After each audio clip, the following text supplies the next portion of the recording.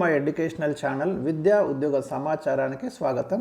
ఈరోజు ఆయా దినపత్రికల్లో వచ్చిన ముఖ్యమైన విద్యా ఉద్యోగ వార్తలను విశ్లేషిద్దాం. Latest updates, important general knowledge, current affairs కోసం అయితే ఛానల్ని సబ్స్క్రైబ్ చేసుకోండి. ఇంపార్టెంట్ అప్డేట్స్ అన్నీ కూడా పొందండి. ఇవాళ మనకు ముఖ్యమైన వార్తలు ఉన్నాయి కొన్ని. 10th అర్హతతో మనకు అగ్నివీరు రిక్రూట్మెంట్కి సంబంధించి నోటిఫికేషన్ అయితే ఇవ్వడం జరిగింది. ఎవరైతే 10th క్లాసు, కొన్ని అయితే 8th క్లాస్తో కూడా ఇందులో పోస్టులు ఉన్నాయి. మరి 33 జిల్లాల వారికి అయితే ఈ రిక్రూట్మెంట్ జరగబోతుంది. అదేవిధంగా మనకి 4న గ్రూప్ 4 అభ్యర్థులకు అపాయింట్మెంట్ ఆర్డర్స్ ఇవ్వబోతున్నారు. ఇక టీజీపీఎస్సీ చైర్మన్కి సంబంధించి లేటెస్ట్ అప్డేట్స్, అంటే మనకి కొత్త చైర్మన్ అయితే రాబోతున్నారు డిసెంబర్లో, దానికి సంబంధించి. అదేవిధంగా ఉస్మానియా యూనివర్సిటీ అనుబంధంగా ఉన్న హిందీ మహావిద్యాలయ గుర్తింపునైతే రద్దు చేయాలని యూజీసీకి సిఫార్సు వెళ్ళింది. అది కూడా ఒక ఇంపార్టెంట్ వార్త. గ్రూప్ 1పై మళ్ళీ సుప్రీంకోర్టు కంటూ మరొక వార్త మనం ఇక్కడ చూడొచ్చు. సో ఒక్కసారి మనమైతే ఇవి విశ్లేషిద్దాం. 10th అర్హత హైదరాబాద్లో మనకు అగ్నివీరు రిక్రూట్మెంట్ ర్యాలీ ఎప్పుడంటే 8th నుంచి మనకు డిసెంబర్ 8 నుంచి 16 వరకు గచ్చిబౌలిలోని జిఎంసి బాలయోగి అథ్లెటిక్ స్టేడియంలో అధికారులు ఈ ర్యాలీ నిర్వహించబోతున్నారు. ఇక్కడ అన్ని జిల్లాలకు చెందిన యువకులు అయితే పాల్గొనవచ్చు. ఇక్కడ చూడండి మీరు, Agniveer general duty, Agniveer technical, Agniveer clerk store keeper పోస్టులకి 10th క్లాస్ అర్హత ఉండాలి. అగ్నివీర్ ట్రేడ్స్మెన్ పోస్టులకు 8th క్లాస్ పాస్ అయి ఉండాలని అధికారులు అయితే వెల్లడించారు. మనకు ఏజీ వచ్చేసి 17 నుండి 21 ఏళ్ళ వయస్సు ఉండాలని తెలిపారు. జిఎంసి బాలయోగి స్టేడియంలో ఈవెంట్స్ ఉంటాయని పేర్కొన్నారు. ఇది ప్రధానంగా గమనించాలి. అదేవిధంగా మహిళా మిలిటరీ పోలీస్ ఉన్నాయి కదా, ఆ పోస్టులు కూడా ఇదే రిక్రూట్మెంట్లో భర్తీ చేయబోతున్నారు. దానికి సంబంధించి తెలంగాణ, ఆంధ్రప్రదేశ్, తమిళనాడు, పుదుచ్చేరికి చెందిన మహిళా అభ్యర్థులు పాల్గొనవచ్చున్నారు. అభ్యర్థులు ర్యాలీకి డాక్యుమెంట్లన్నీ తీసుకురావాలి. రిక్రూట్మెంట్ అయితే చాలా పారదర్శకంగా ఉంటుందని చెప్తున్నారు. డబ్బులు ఇస్తే జాబ్ ఇప్పిస్తామని ఎవరైనా చెప్తే నమ్మవద్దన్నారు. ఏవైనా డౌట్స్ ఉంటే ఇక్కడ ఫోన్ నెంబర్లు కూడా ప్రొవైడ్ చేయడం జరిగింది. 040-277-40059 కానీ 205 కానీ మీరైతే కాంటాక్ట్ అయ్యి డౌట్స్ అన్ని కూడా క్లారిఫై చేసుకోవచ్చు. సో ఇది మనకి ఆ సైన్యంలో అగ్నివీరు రిక్రూట్మెంట్కి సంబంధించిన నోటిఫికేషన్ డీటెయిల్స్. మరి ఎవరైతే 10th, 8th క్లాస్ వాళ్ళు ఉన్నారో దీన్ని వినియోగించుకోండి. ఇక రెండవ న్యూస్ వచ్చేసి మనకి చాలా ముఖ్యమైన వార్త. 4న గ్రూప్ 4 అపాయింట్మెంట్ ఆర్డర్స్. గ్రూప్ 4కి సంబంధించి ఆయా జిల్లాలలో ఫైనల్ వెరిఫికేషన్ కూడా పూర్తయిపోయింది. మనకైతే ఈ అపాయింట్మెంట్ ఆర్డర్స్ ఇవ్వబోతున్నారు. డిసెంబర్ 1వ తేదీ నుంచి 9వ తేదీ వరకు మనకు రాష్ట్ర వ్యాప్తంగా ప్రజాపాలన విజయోత్సవాలు జరుపుకోబోతున్నారు. ఈ విజయోత్సవాలకు ఇప్పటికే ఘనంగా ఏర్పాట్లు కూడా చేయడం అయితే జరిగింది. సో దీంట్లోనే మనకు ఈ విజయోత్సవాలలోనే ఇక్కడ మనకి గమనిస్తే ఈ వచ్చే నెల 4న అంటే డిసెంబర్ 4న పెద్దపల్లి జిల్లాలో నిరుద్యోగ యువతతో ఒక విజయోత్సవ సభ నిర్వహించనున్నట్లు సీఎం తెలిపారు. అదే వేదిక మీద గ్రూప్ 4తో పాటు వివిధ రిక్రూట్మెంట్స్ ద్వారా ఎంపికైన 9,000 మందికి నియామక పత్రాలు అందించేలా ఏర్పాట్లు అయితే చేయబోతున్నారు. సో మనకు డిసెంబర్ 4న పెద్దపల్లిలో గ్రూప్ 4 అభ్యర్థులకు అపాయింట్మెంట్ ఆర్డర్స్ ఇవ్వబోతున్నారనే విషయాన్ని ఈ వార్త ద్వారా మనమైతే చూడొచ్చు. అదేవిధంగా టీజీపీఎస్సీ చైర్మన్కి సంబంధించి కౌన్ బనేగా టీజీపీఎస్సీ చైర్మన్ అంటూ ఒక ఆర్టికల్ మనకైతే ఇక్కడ కనిపిస్తుంది. ఒక్కసారి మనం చూద్దాం. ఇక్కడ ఆ రేసులో రిటైర్డ్ ఐఏఎస్లు, ప్రొఫెసర్లు వచ్చే వారం ఎంపిక ప్రక్రియ పూర్తి, వెంటనే గవర్నర్ ఆమోదం కోసం ఫైల్, బీసీ వైపు సీఎం మొగ్గు అంటూ ఒక వార్త కనిపిస్తుంది. టీజీపీఎస్సీ చైర్మన్ పదవి ఆశిస్తున్న వారి సంఖ్య చాలా ఉన్నది. ఈ పోస్టు కోసం ప్రభుత్వానికి 45 దరఖాస్తులు వచ్చినట్లు తెలిసింది. ఇందులో పలువురు రిటైర్డ్ ఐఏఎస్లు, ప్రొఫెసర్లు సైతం ఉన్నారు. వచ్చే నెల 3వ తేదీలోపు కొత్త చైర్మన్ ఎంపిక ప్రక్రియ పూర్తి కానున్నదని సెక్రటేరియట్ వర్గాలు అయితే తెలియజేస్తున్నాయి. ఈ పదవిని బీసీ సామాజిక వర్గానికి చెందిన వారికి కట్టబెట్టేందుకు సీఎం ఆసక్తి చూపుతున్నట్టు ఒక టాక్ అని మనకి ఇక్కడ వార్త కనిపిస్తుంది. పబ్లిక్ సర్వీస్ కమిషన్ పోస్టుకు తీవ్రమైన పోటీ ఉంది. 45 దరఖాస్తులు అయితే రావడం జరిగింది. ప్రస్తుత చైర్మన్ మహేందర్ రెడ్డి పదవి కాలం డిసెంబర్ 3న ముగియనుంది. ఆ లోపే మనకి కొత్త చైర్మన్ ఎంపిక చేయడానికి ప్రభుత్వం అయితే ఆల్రెడీ నోటిఫికేషన్ ఇచ్చింది. నవంబర్ 20 వరకు దరఖాస్తుల గడువు కూడా ముగిసింది. వచ్చిన దరఖాస్తుల్లో ఒకరిని సీఎం ఎంపిక చేసి నియామకం కోసం ఫైల్ని గవర్నర్ ఆమోదం కోసం పంపిస్తారు. డిసెంబర్ 3 లోపు కొత్త చైర్మన్ ఎంపిక పూర్తవనుందని సెక్రటేరియట్ వర్గాల్లో ఉన్న టాకు. ఈసారి పూర్తి స్థాయి చైర్మన్ నియమించేందుకు సీఎం మొగ్గు చూపుతున్నారు.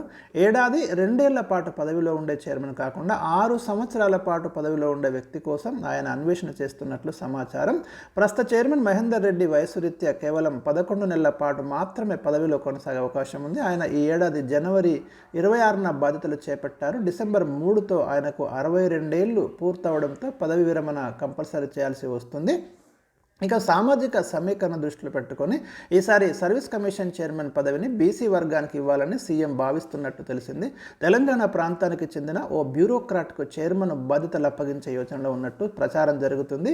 సమర్థుడనే పేరున్న సదరు ఆఫీసర్ను బీఆర్ఎస్ పాలకులు కావాలనే ప్రయారిటీ ఇవ్వలేదన్న విమర్శలు ఉండేవి. కానీ కాంగ్రెస్ ప్రభుత్వంలో ఆయనకు కొన్ని కీలక శాఖల బాధ్యతలను అప్పగించిన సీఎం ఇప్పుడు సర్వీస్ కమిషన్ చైర్మన్ పదవి కూడా అప్పగించడానికైతే మొగ్గు చూపుతున్నట్టు మనకి సమాచారం అయితే అందుతుంది. సో చూద్దాం, మనకి డిసెంబర్ 3 వరకు అయితే వెయిట్ చేయాలి. ఇక హిందీ మహావిద్యాలయ ఓయూ అప్లికేషన్ రద్దు, అటానమస్ గుర్తింపు రద్దు చేయాలని యూజీసీకి అయితే సిఫార్సు చేయడం జరిగింది ఉస్మానియా యూనివర్సిటీ. ఎందుకంటే విద్యార్థుల మార్కుల జాబితాలో అక్రమాలు, ఓయూ అధికారుల సంతకాలు ఫోర్జరీ చేయడం, ఇక వచ్చే విద్యా సంవత్సరం యూజీ అడ్మిషన్లకు వీళ్ళకి పర్మిషన్ కూడా లేదు. ప్రస్తుతం చదువుతున్న విద్యార్థులకు మాత్రం నో ప్రాబ్లం అంటూ ఒక వార్త మనకు కనిపిస్తుంది. ఒకసారి చూద్దాం. మనకి ఇక్కడ ఏం చేసిందంటే నిబంధనలు పాటించని ఒక ప్రైవేటు యాజమాన్యంపై ఉస్మానియా యూనివర్సిటీ చర్యలకు దిగింది. సదరు కాలేజీ అప్లికేషన్ను రద్దు చేస్తూ కీలక నిర్ణయం తీసుకుంది. నిబంధనలకు విరుద్ధంగా విద్యార్థుల విద్యా ధృవీకరణ పత్రాలను ఫోర్జరీ చేసిన ఓ కళాశాలపై ఓయూ యాక్షన్ తీసుకుంది. నిబంధనలకు విరుద్ధంగా ఉత్తీర్ణులైన విద్యార్థులేమో ఫెయిల్ అయినట్లుగా, ఫెయిల్ అయిన విద్యార్థులు ఉత్తీర్ణులైనట్లు తప్పుడు సమాచారాన్ని అందించిన హిందీ మహావిద్యాలయ అనుబంధ గుర్తింపును రద్దు చేసింది. 2019-2022 విద్యా సంవత్సరానికి సంబంధించి యూజీ 6వ సెమిస్టర్ పరీక్షల్లో ఫెయిల్ అయిన 49 మంది విద్యార్థులను ఉత్తీర్ణులైనట్లుగా, అక్కడ ఉత్తీర్ణులైన 5 విద్యార్థులను ఫెయిల్ అయినట్లుగా తారుమారు చేసిన జాబితాను ఓయూ పరీక్షల నియంత్రణ కార్యాలయానికి హిందీ మహావిద్యాలయ సమర్పించింది.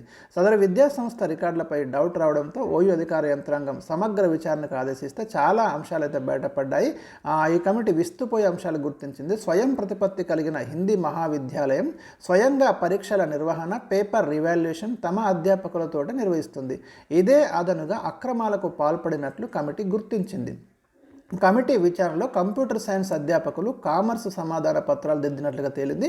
విద్యార్థుల మార్కుల జాబితాలన్నీ ఫోర్జరీ చేసినట్లుగా కమిటీ గుర్తించింది. పరీక్షా పత్రాలు, ఎవాల్యుయేషన్, అడ్వాన్స్ సప్లిమెంటరీ పరీక్షకు సంబంధించిన నోటిఫికేషన్ వివరాలు కళాశాల యాజమాన్యం కమిటీకి సమర్పించకపోవడం గమనార్హం. యూనివర్సిటీ నిబంధనలు పూర్తిగా తుంగలు తొక్కిన కళాశాల నిర్లక్ష్యంపై పూర్తి స్థాయిలో విచారణ చేపట్టాల్సిందిగా కమిటీ ఒక అభిప్రాయానికి అయితే రావడం జరిగింది. ఇక్కడ ఓయూ విచారణ కమిటీ యూజీ 2023-24 బ్యాచ్ టీఆర్ రికార్డుల్లో ప్రిన్సిపల్, కంట్రోలర్ ఆఫ్ ఎగ్జామినేషన్ సంతకాలు, స్టాంపులు కూడా లేనట్లు గుర్తించింది. సో మరి చాలా మిస్టేక్స్ అయితే ఇక్కడ ఐడెంటిఫై చేయడం జరిగింది. సో మరి ఇలాంటి విద్యా సంస్థల పట్ల విద్యార్థులు కూడా అప్రమత్తంగా ఉండాల్సిన అవసరం అయితే ఉంది, గమనించండి. సో మరి ఇది తదుపరి విచారణ ఎక్కడి వరకు వెళ్తుందో చూడాలి. సో ఇది ఒక లేటెస్ట్ అప్డేట్ మనకు కనిపిస్తుంది. ఇక గ్రూప్ 1 పై మళ్ళీ సుప్రీంకోర్టు కంటూ ఒక వార్త మనకు నమస్తే తెలంగాణలో కనిపిస్తుంది. గ్రూప్ 1 పరీక్షలపై న్యాయ పోరాటం చేస్తున్న నిరుద్యోగులు మళ్ళీ సుప్రీంకోర్టును ఆశ్రయించారు. ఓవైపు హైకోర్టు మెట్లెక్కి పోరాటం చేస్తూనే మరోవైపు సుప్రీంకోర్టును అయితే ఆశ్రయించారు. ఇప్పటికే ఒకమారు జీవో 29పై సుప్రీంకోర్టుకు వెళ్ళిన అభ్యర్థులు మళ్ళీ ఫైనల్ కీపై సైతం తలుపు తట్టారు. ఫైనల్ కీలో అనేక తప్పులున్నాయని, తమ అభ్యంతరాలను టీజీపీఎస్సీ పట్టించుకోవడం లేదని న్యాయం చేయాలని కోరుతున్న నిరుద్యోగులు సుప్రీంకోర్టులో పిటిషన్ దాఖలు చేశారు. అభ్యర్థుల తరపున అడ్వకేట్ మోహిత్ రావు అయితే ఒక పిటిషన్ వేసిండు. ఈ కేసు సోమవారం విచారణకు వచ్చే అవకాశాలున్నాయి. గ్రూప్ 1 ప్రాథమిక కీని టీజీపీఎస్సీ విడుదల చేస్తే 1712 మంది అభ్యర్థుల నుంచి 6417 ఆబ్జెక్షన్స్ వచ్చినాయి. నిపుణుల కమిటీ సూచనల మేరకు మాస్టర్ క్వశ్చన్ పేపర్లో ప్రశ్న నెంబర్ 56, 59 అయితే రిమూవ్ చేయడం జరిగింది. ప్రశ్న నెంబర్ 115కు సరైన సమాధానం ఆప్షన్ 2 నుంచి 1 సరైనది సమాధానంగా మార్చారు. అయితే అభ్యర్థులు ఇక్కడ మొత్తం 13 ప్రశ్నల ఆన్సర్లపై వాళ్ళు ఆబ్జెక్షన్ చేస్తున్నారు. ప్రశ్న నెంబర్లు 35, 41, 45, 59, 64, 66 అట్లా 139 వరకు అభ్యంతరాలు వ్యక్తం చేస్తూ కోర్టుల్లో పిటిషన్ వేసిండ్రు.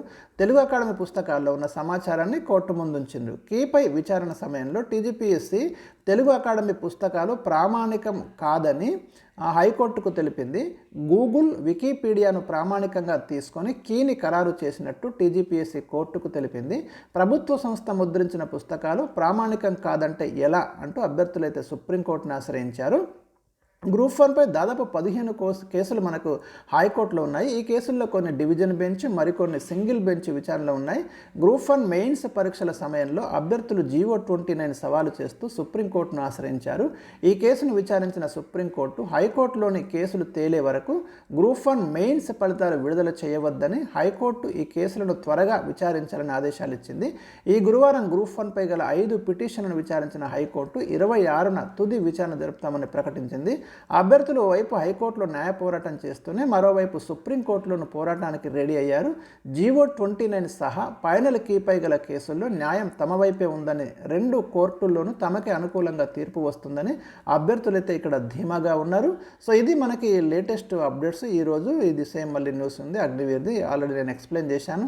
మరి వీడియోని లైక్ చేయండి. Thank you for watching.